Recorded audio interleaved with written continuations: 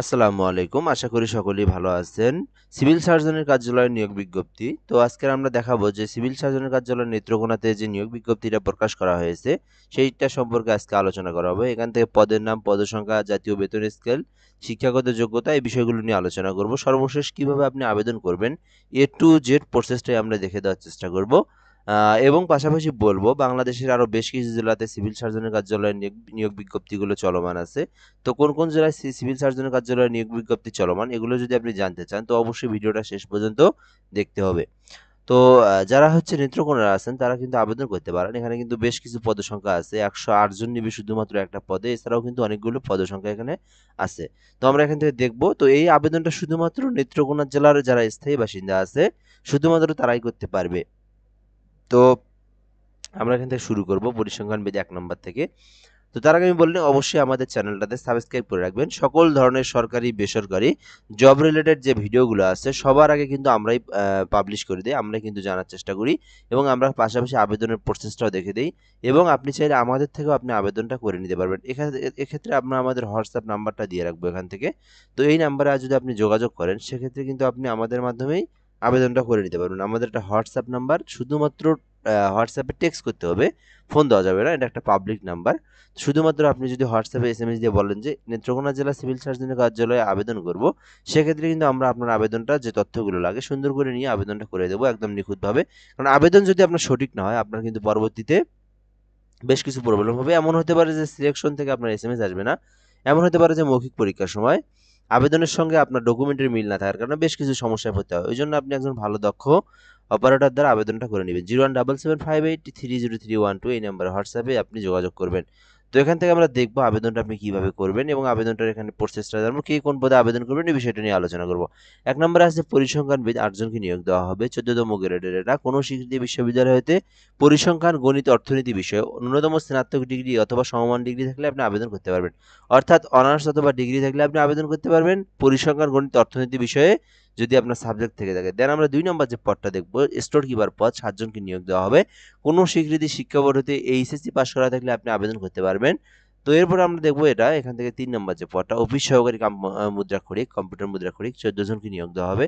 তো নেত্রকোনা জেলার যারা কম্পিউটার অপারেটর আছে বা যারা হচ্ছে কম্পিউটার চালাতে দক্ষ বা যারা হচ্ছে 6 মাস মেয়াদী কম্পিউটারের প্রশিক্ষণ গ্রহণ করছেন তারাও আবেদনটা করতে পারেন। কোনো স্বীকৃত শিক্ষা বোর্ড হতে এইচএসসি অথবা সমমান পরীক্ষায় উত্তীর্ণ হলে আপনি আবেদন করতে পারবেন। MS Word, Excel, PowerPoint সম্পর্কে অবশ্যই অভিজ্ঞতা থাকতে হবে। দেন টাইপের গতি 20টা বাংলা এবং 20টা ইংরেজিতে নিয়ে আসতে হবে পার মিনিটে।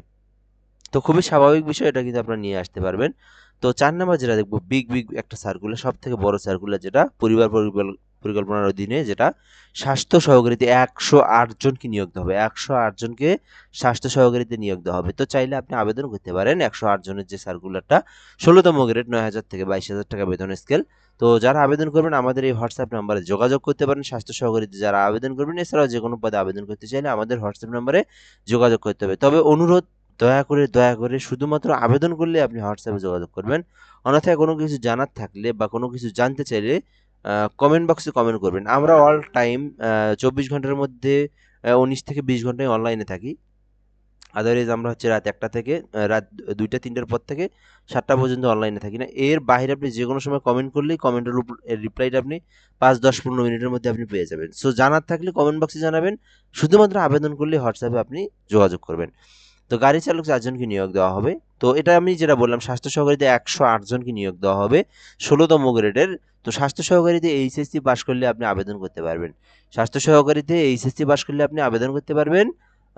108 জনকে নিয়োগ দেবে। তো দেখেন একটা বিষয়, দেখেন একটা জেলা পর্যায়ে যদি এখানে 108 আর সবগুলো পদের সংখ্যা মিলে মিনিমাম কিন্তু আপনার 130, 40, 50টার মতো কিন্তু একটা পদের সংখ্যা হচ্ছে। তো একটা জেলাতেই 150টা সার্কুলার বা পদের সংখ্যা বিশাল বিষয়। কারণ ১৫০টা পদে যদি একটা সার্কুলার প্রকাশ করা হয় অধিদপ্তর থেকে, বাংলাদেশের সকল জেলার প্রার্থী আবেদন করে, সেখানে কিন্তু লক্ষ আবেদন পড়ে।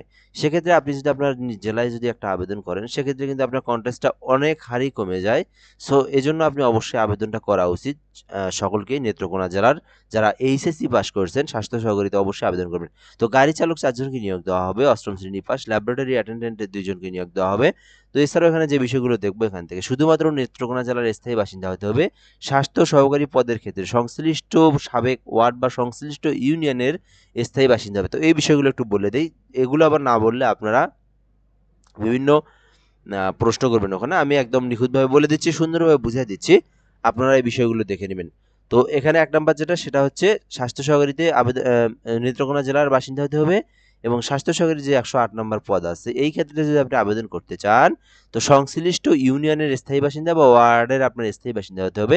সংশ্লিষ্ট ওয়ার্ডের উপযুক্ত প্রার্থী না পাওয়া গেলে একই ইউনিয়নের অপরাপর ওয়ার্ড প্রার্থী নির্বাচিত হবে। অর্থাৎ বিষয়টা কি দেখেন, মনে করেন আপনি নেত্রকোনা জেলার একটা উপজেলার একটা ইউনিয়নের একটা ওয়ার্ডের বাসিন্দা। সো আপনি আপনাকে যদি হচ্ছে স্যাটিসফাইড না মনে হয় পরীক্ষা দিয়ে, সেক্ষেত্রে আপনি অন্য একজন পাশের ইউনিয়নের আরেকজন থেকে নিবে। আর আপনি যদি ঠিক থাকেন তাহলে আপনার ওয়ার্ডে আপনি নিজেই দায়িত্ব পালন করবেন, এইরকম একটা বিষয় এখানে। তো স্বাস্থ্য সহকারী শূন্যপদের তালিকা, এই যে এটা হলো মূল মেইন বিষয়। তো এখন বলতে অনেকে কমেন্ট করেন, এর আগে বেশ কিছু জেলা যখন সিভিল সার্জনের কার্যালয়ে নিয়োগ বিজ্ঞপ্তি দেওয়া হয়েছে সেখানে আপনি বলেন যে ভাই আমার অমুক ওয়ার্ড ওই জেলা ওই ওয়ার্ডের শূন্যপদ ফাঁকা আছে কিনা। তো দেখেন এটা হচ্ছে আমি কখনোই বলতে পারবো না, এগুলো হচ্ছে অনলাইনেও খুঁজে পাওয়া যায় না। তো আপনার ওয়ার্ডের ফাঁকা আছে কিনা নাই সেটা তো, আমার জেলা হচ্ছে অন্য জায়গায়, তাই না? আমার যে জেলা হচ্ছে রংপুর বিভাগের মধ্যে, তো আমি হচ্ছে আপনার নেত্রকোনা জেলাটা কিভাবে জানবো, তাই না? বা আমি আমার নিজের জেলাটা তো আমি সিভিল সার্জনের কার্যালয়ে না গেলে আমি জানবো না। তো এই জন্য আপনি যদি আবেদন করতে চান অবশ্যই আপনাকে আপনার নিজের ওয়ার্ড যদি দেখতে চান আপনি ফাঁকা আছে কিনা নাই শূন্যপদ, সেক্ষেত্রে আপনার নিকটস্থীয় জেলা সিভিল সার্জনের কার্যালয় অথবা উপজেলা সিভিল সার্জনের কার্যালয়ে যাবেন, যাওয়ার পরে দেখবেন নিয়োগ ছাড়ার পরেই তারা হচ্ছে নোটিশ বোর্ড দেয়, নোটিশ বোর্ডে দেখবেন তালিকা দেওয়া আছে কোন ওয়ার্ডে ফাঁকা আছে কোন ওয়ার্ডে ফাঁকা নেই। তো আপনি আপনার জেলা এটা গিয়ে দেখতে পারেন, ওই শূন্যপদের তালিকা দেখতে পারেন, যদি আপনার দেখার মন চায় দেখলেন, না মন চাইলে নাই। আচ্ছা, এরপরে হচ্ছে আবেদনের বয়স হচ্ছে 18 থেকে 32 বছর পর্যন্ত আপনি আবেদন করতে পারবেন। শুধুমাত্র অনলাইনে আবেদন গ্রহণ করা হবে, অন্যথায় কোনো ধরনের আবেদন গ্রহণ করা হবে না। সিভিল সার্জনের কার্যালয় নেত্রকোনার বিষয় এগুলো দেওয়া আছে, এগুলো মৌখিক পরীক্ষার বিষয়, এগুলো আমাদের এখন দেখার প্রয়োজন নাই। এগুলো হচ্ছে আমাদের যখন আমরা এখন আমাদের মেইন যে বিষয়টা সেটা হচ্ছে আমরা আবেদন করব কিভাবে, আবেদনটা নিখুঁতভাবে করা, দেন আমরা হচ্ছে লিখিত পরীক্ষার প্রিপারেশন নাও। মৌখিক পরীক্ষার বিষয়গুলো পরে আপনারা সার্কুলারটা দেখে মৌখিক পরীক্ষার যে বিষয়গুলো আছে এগুলো আপনারা দেখতেই পারবেন। তো আবেদনের শেষ তারিখ হচ্ছে 29/9 পর্যন্ত আবেদনের সময়সীমা শেষ আছে, এর মধ্যে আপনাদেরকে অবশ্যই আবেদনটা করতে হবে। তো এরপরে হচ্ছে 72 ঘন্টার মধ্যে ফি জমা দিতে হবে এবং ইউজার আইডি দিয়ে পাসওয়ার্ড জমা দিতে হবে। তো এরপর আমরা দেখবো যারা আবেদন করবেন, যাদের বাসায় পিসি ল্যাপটপ কম্পিউটার আছে তারা কিন্তু আবেদন করতে পারেন। তো ফটোশপের মাধ্যমে 300x300 পিক্সেলের ছবি এবং 300x80 পিক্সেলের স্বাক্ষর আপনি ক্রপ করে কেটে নিয়ে দেন আবেদন করবেন। তো আবেদনের পেমেন্ট ফি যেটা সেটা আমরা এখান থেকে দেখবো কত টাকা পেমেন্ট ফি দিতে হবে। তো 1 থেকে 5 নং পদের জন্য 112 টাকা সার্ভিস চার্জ ও 6 নং পদের জন্য 56 টাকা। তাহলে আমাদের সিভিল সার্জনের কার্যালয়টা কিন্তু এই যে 1 থেকে 5 নং পদের মধ্যে আছে। তো সিভিল সার্জনের কার্যালয় নিয়োগ বিজ্ঞপ্তিটাও কিন্তু আপনার 112 টাকা পেমেন্ট ফি, দুইটা এসএমএস বাবদ সহ 118 টাকার মতো 118 টাকা খরচ পড়বে। অর্থাৎ মানে আপনার 1 থেকে 5 নং পদের জন্য 118 টাকা, অন্য পদ যে 6 নম্বর যে শেষ পদ যেটা আছে সেটার জন্য আপনার হচ্ছে 61 টাকার মতো খরচ হবে এসএমএস সহ। এই হলো মূলত বিষয়। আবেদন করার পরে পেমেন্ট ফি আপনি দিবেন CS Netrokona space user ID লিখে 1622 নাম্বার, অর্থাৎ অ্যাপ্লিকেশন কপি থেকে ইউজার আইডি নিয়ে 1622 নাম্বার আপনি পেমেন্ট করবেন। তো এখন আপনি যদি আবেদন করতে চান ওই সিএস নেত্রকোনাতে আসবেন, আসার পরে আপনি এখানে ক্লিক দিবেন।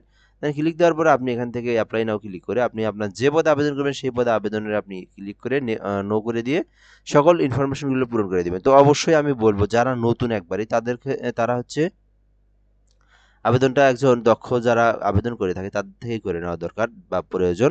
তো এখানে যদি আবেদনটাতে ভুল হয়, বানান ভুল হয় বা কোনো ভুল হয় সেক্ষেত্রে কিন্তু সমস্যা। সো আপনি যদি নিজে আবেদন করতে পারেন আগে থেকে সেক্ষেত্রে আপনি নিজে আবেদন করবেন, অন্যথায় কিন্তু আপনি একজন এলাকার কম্পিউটার অপারেটর দিয়ে করে নিতে পারেন, অথবা আপনি বাড়িতে ঘরে বসে যদি সুন্দরভাবে আবেদন করতে চান আমাদের মাধ্যমে আবেদন করে নিতে পারবেন। সো ভিডিওটা এ পর্যন্তই। অবশ্যই চ্যানেলটাতে সাবস্ক্রাইব করে আমাদের সঙ্গে যুক্ত থাকবেন। যে কোনো বিষয় আপনি জানতে চাইলে কমেন্ট বক্সে জানাবেন এবং আপনি ভালো জব রিলেটেড ভিডিওগুলো আমাদের এই চ্যানেলের মাধ্যমে পাবেন। সো ধন্যবাদ, আসসালামু আলাইকুম।